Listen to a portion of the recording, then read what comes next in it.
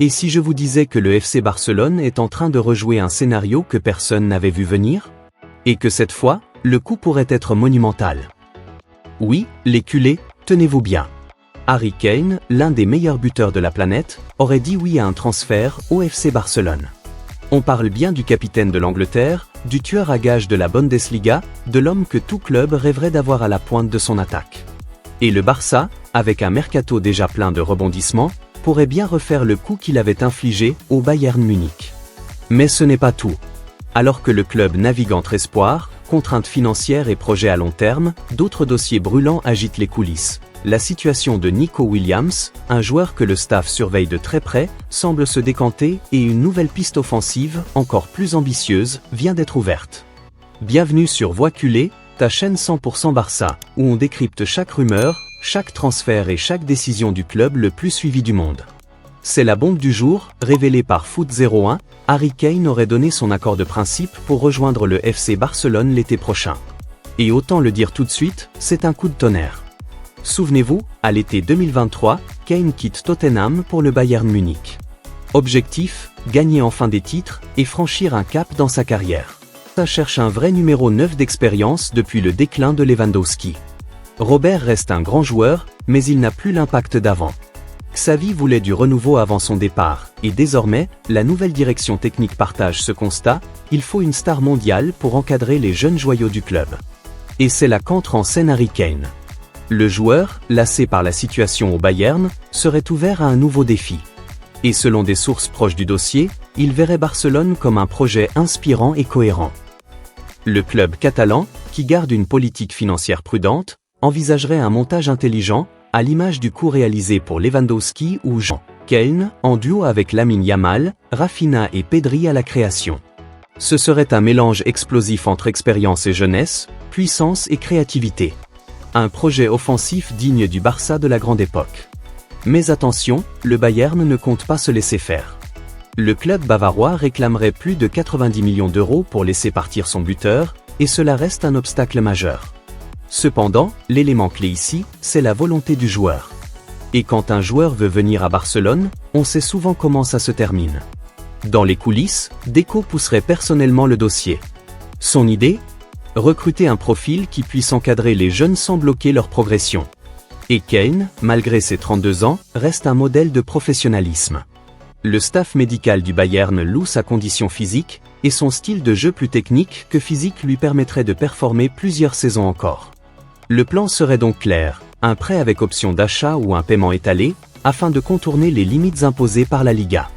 Laporta l'a déjà prouvé, il sait manier les leviers économiques comme personne. Et après le coup Lewandowski, le Barça pourrait bien récidiver. Pendant ce temps, du côté de Bilbao, les nouvelles sont meilleures que prévues. Nico Williams ne devrait pas être opéré, selon Sport.fr. L'ailier de l'Athletic Club, qui impressionne par sa régularité et sa vitesse, était suivi de très près par le Barça. Une blessure sérieuse aurait pu tout remettre en cause, mais la bonne nouvelle est tombée. Pas d'opération, seulement quelques semaines de repos. Et du coup, le Barça garde toutes ses options ouvertes. Deco et Laporta apprécient énormément son profil, explosivité, capacité à créer des décalages, et surtout, il connaît déjà la Liga par cœur. S'il venait, Nico Williams pourrait devenir le parfait complément de Yamal à droite et redonner de la largeur à une attaque souvent trop centrée. Mais le club reste prudent, sa clause libératoire reste autour de 55 millions d'euros. Encore une fois, tout dépendra de la situation économique du Barça cet été. Ce qui est sûr, c'est que sa non-opération est une bouffée d'oxygène. Le Barça ne veut pas revivre une situation Dembélé bis, avec un joueur talentueux mais fragile. Le staff médical reste très attentif à la durabilité des futurs transferts. Pendant que le dossier Kane fait du bruit, une autre piste est apparue. Selon 90minutes.com, le Barça aurait entamé des discussions préliminaires pour un autre avant-centre de calibre mondial. Le nom n'a pas encore filtré, mais tout indique qu'il s'agit d'un buteur en pleine ascension. Les rumeurs évoquent Victor Osimhen, le Nigérian de Naples, ou Alex. Le Barça veut un joueur qui fasse le lien entre le pressing moderne et le jeu de position historique du club. Ce qui se dessine ici, c'est un plan bien plus structuré qu'il n'y paraît. Deco veut éviter les transferts coup de com' et miser sur des profils compatibles avec l'identité du Barça. Depuis les départs de Xavi et Gundogan, le club redéfinit ses priorités. L'idée n'est plus de recruter pour briller une saison, mais de bâtir pour les 10 prochaines années autour d'un noyau jeune et talentueux. Pedri, Gavi, Lamine Yamal, Baldé, Cubarsí. Dans les bureaux du club, on parle d'un projet. Cubarsí, le jeune défenseur central, symbolise cette nouvelle vision. À 17 ans, il joue avec une sérénité déconcertante. Son calme, sa relance, son intelligence tactique rappellent les débuts de Piqué. Le club le considère comme intouchable. À ses côtés, Araujo devrait être le capitaine du secteur défensif. Sa puissance, son leadership et son dévouement pour le club font de lui un modèle. L'idée, c'est de reformer une charnière durable, équilibrée entre jeunesse et expérience. Derrière eux, Ter Stegen reste une valeur sûre, tandis que le Barça prépare déjà la succession à moyen terme avec des gardiens issus de la Masia. À gauche, Alejandro Baldé doit redevenir le couloir express du Barça. Sa blessure a été un coup dur, mais le club croit énormément en lui. À droite, le Van Fresneda.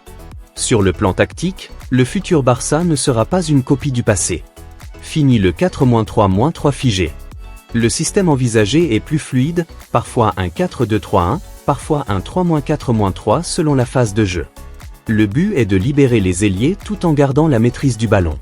Le pressing sera systématique, avec une relance courte mais flexible. Et cette flexibilité, c'est exactement ce que recherchait Deco. Le nouveau Barça ne veut plus subir. Il veut imposer son rythme, dominé par la technique mais aussi par la puissance. L'équipe doit redevenir redoutable, capable de marquer à tout moment, sans dépendre d'un seul joueur. Sur le plan financier, la direction a aussi révisé sa stratégie. Laporta l'a compris, les leviers économiques ne peuvent pas être une solution éternelle. Le club mise désormais sur 3 axes. Le retour au Camp Nou et ses revenus accrus. Le développement international, notamment en Asie et en Amérique latine, où le Barça attire toujours les foules. La formation, qui reste la ressource la plus rentable du club. La Masia, redevenue prioritaire, sera au cœur du projet. Le Barça ne veut plus acheter des joueurs moyens à prix fort, mais produire ses propres talents. Les prochains Cubarsí, Yamal ou Fermin sortent déjà du centre de formation. Le but est d'intégrer chaque saison au moins 1 ou 2 jeunes dans le groupe pro. Et dans cette dynamique, l'image du club redevient positive. Après des années de turbulence, les supporters sentent un renouveau. Les tribunes du futur Camp Nou, flambant neuves, seront prêtes pour symboliser cette renaissance. Laporta veut que chaque match soit un spectacle, un mélange de football, d'émotion et de fierté catalane.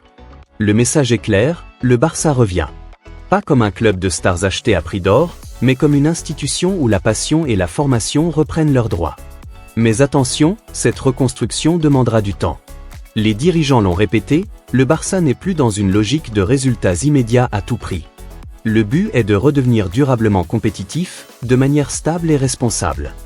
L'objectif prioritaire est de retrouver la régularité en Liga et d'atteindre les quarts de finale de la Ligue des Champions. Les culés devront donc faire preuve de patience, mais aussi de confiance. Ce nouveau Barça ne sera peut-être pas aussi spectaculaire dès le début, mais il sera solide, ambitieux et fidèle à son identité.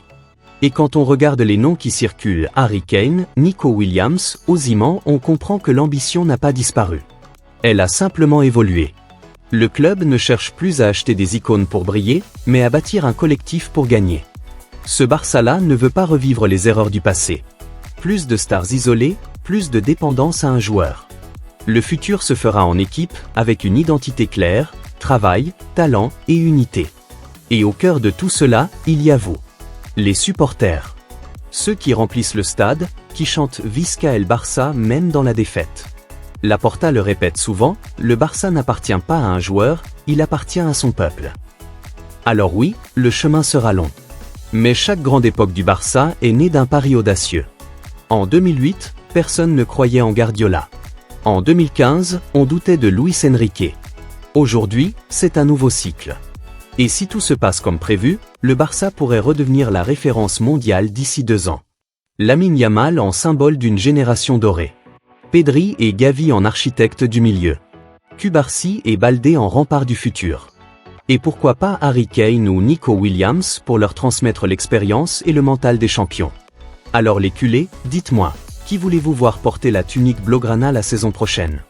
Kane, Nico Williams ou un autre? Écrivez-le dans les commentaires, je lirai vos avis comme toujours. Et si tu veux suivre toutes les infos exclusives sur le mercato du Barça, abonne-toi à la chaîne, active la cloche, et rejoins la voix culée, la voix de tous les passionnés du FC Barcelone. Parce qu'ici, on ne se contente pas de rêver le Barça, on le vit.